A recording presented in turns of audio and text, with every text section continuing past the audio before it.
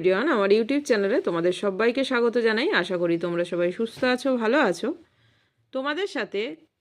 তোমাদের সাথে ক্লাস 8 বাংলার ঈশ্বরচন্দ্র বিদ্যাসাগরের লেখা অদ্ভুত আতিথেয়তা আজকে আমি আলোচনা করব।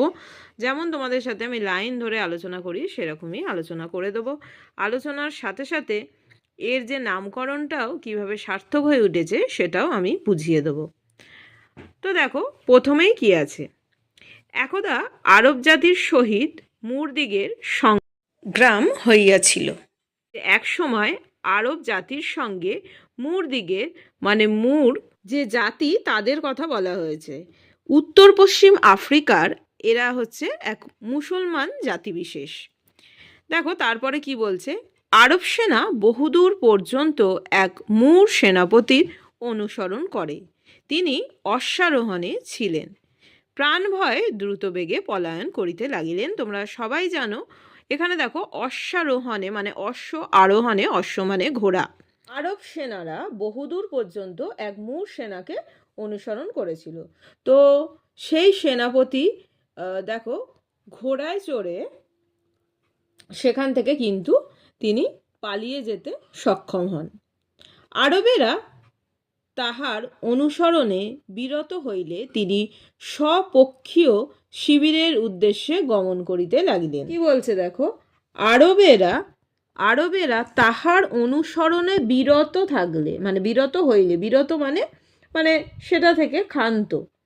তো কি বলছে, তিনি স্বপক্ষীয় শিবিরের উদ্দেশ্যে গমন করিতে লাগিলেন। স্বপক্ষীয় মানে নিজের দলের কথা বলছে। কিন্তু তাহার দিগ্ভ্রম জন্মিয়াছিল, এজন্য দিক নির্ণয় করিতে না পারিয়া তিনি বিপক্ষের শিবির সন্নিবেশন স্থানে উপস্থিত হইলেন। দিগ্ভ্রম মানে দিক নির্ণয়ে ভুল হওয়া।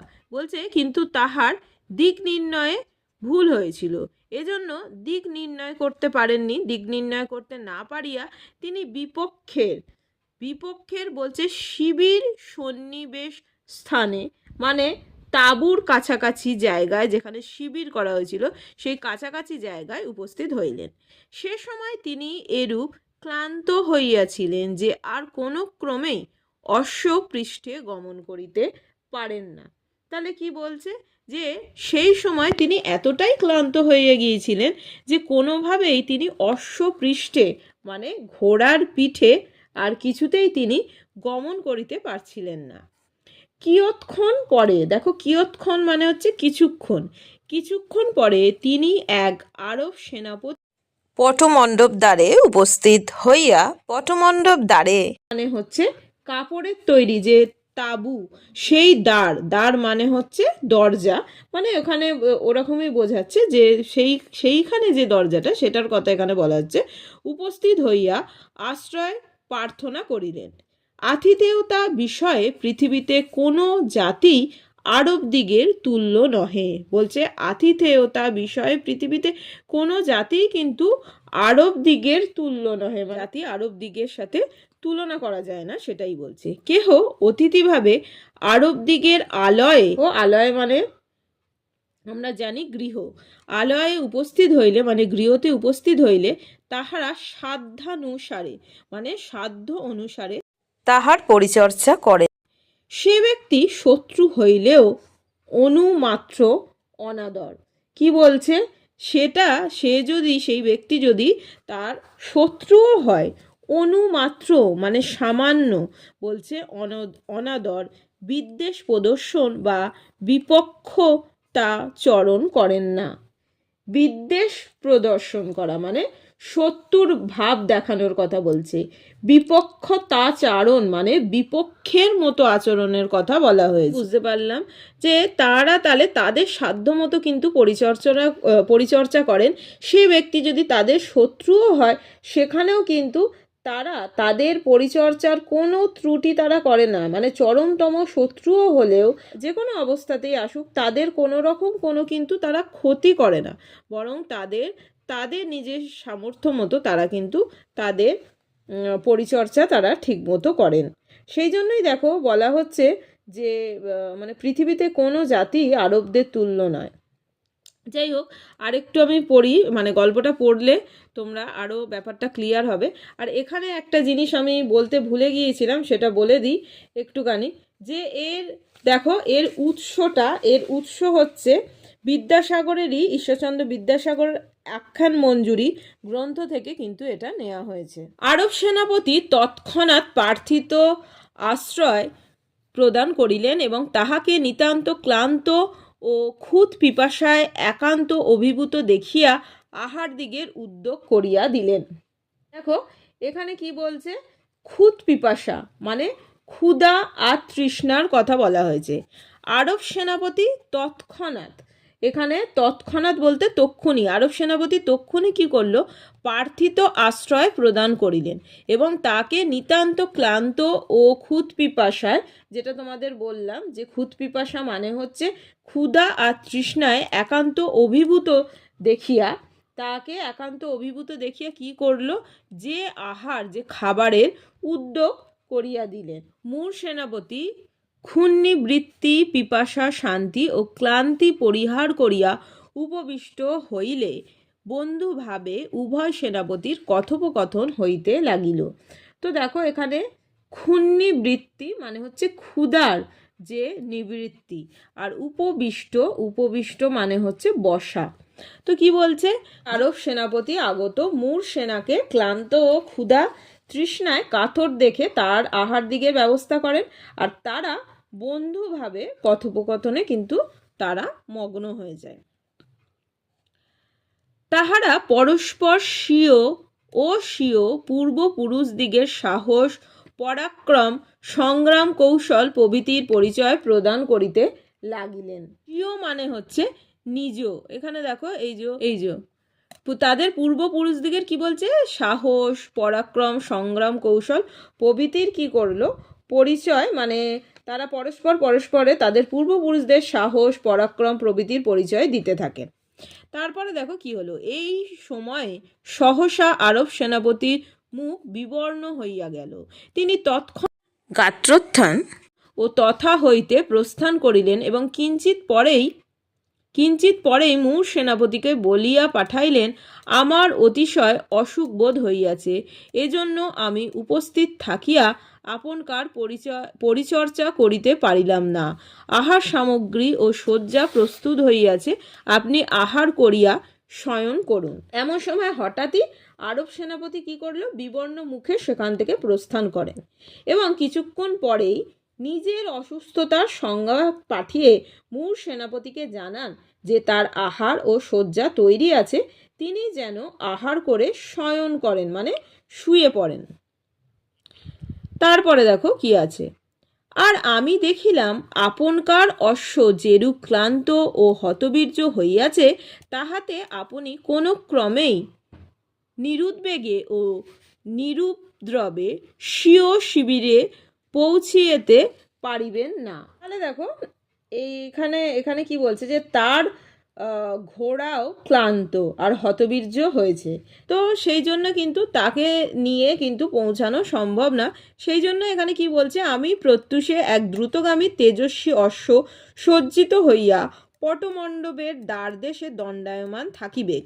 আমিও সেই সময় আপনকার সহিত সাক্ষাৎ করিব এবং যাহাতে আপনি সত্বর প্রস্থান করিতে পারেন তদ্বিষয়ে যথোপযুক্ত আনুকূল্য করিব।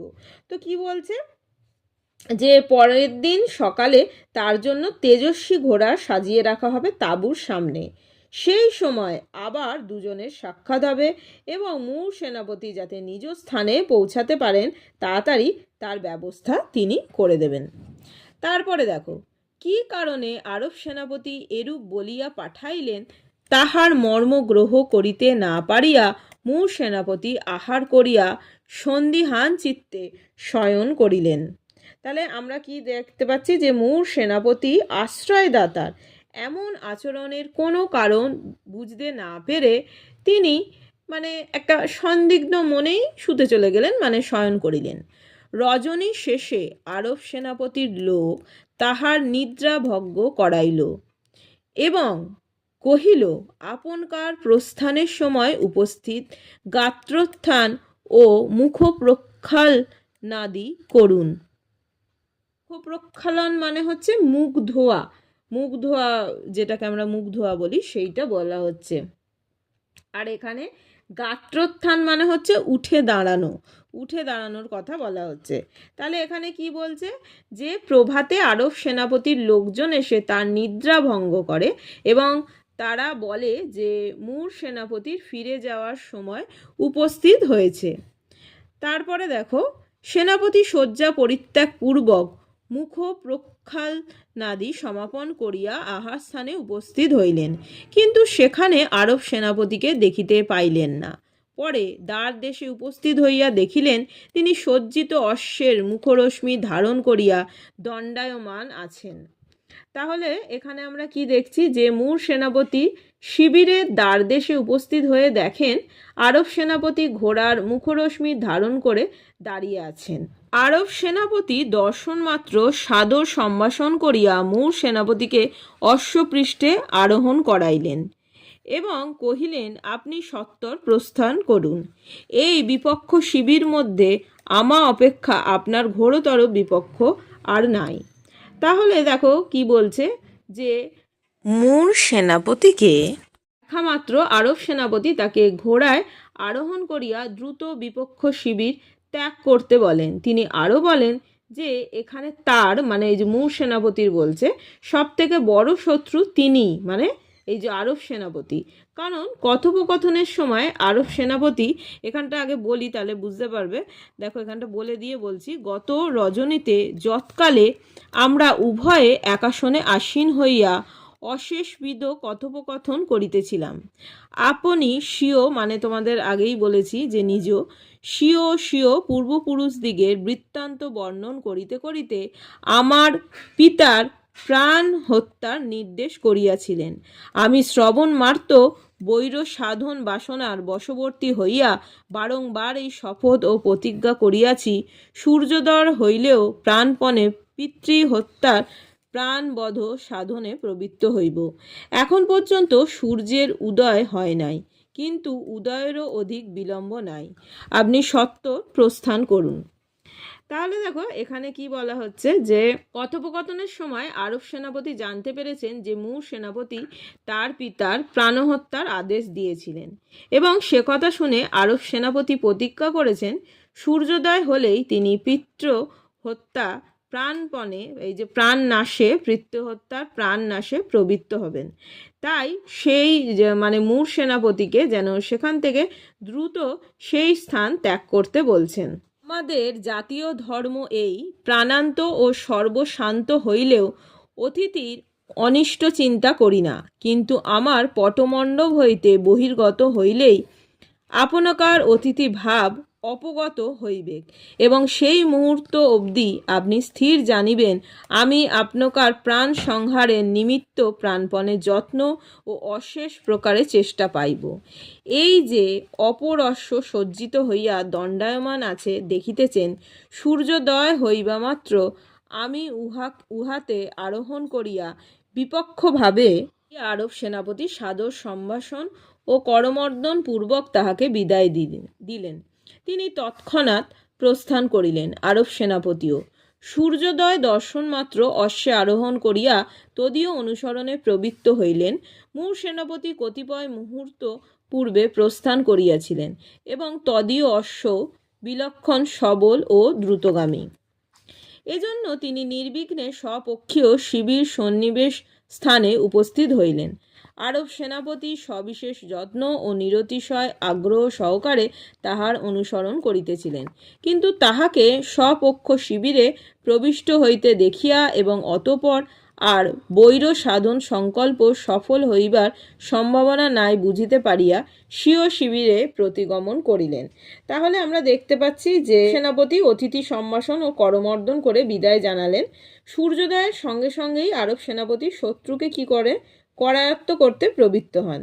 তবে সামান্য সময়ের সুযোগেই দ্রুত গতিসম্পন্ন ঘোড়ায় ধাবমান হয়ে মুর সেনাপতি ততক্ষণে স্বপক্ষীয় যে সেনা শিবির অর্থাৎ যে নিরাপদ আশ্রয় সেখানে কিন্তু চলে যান।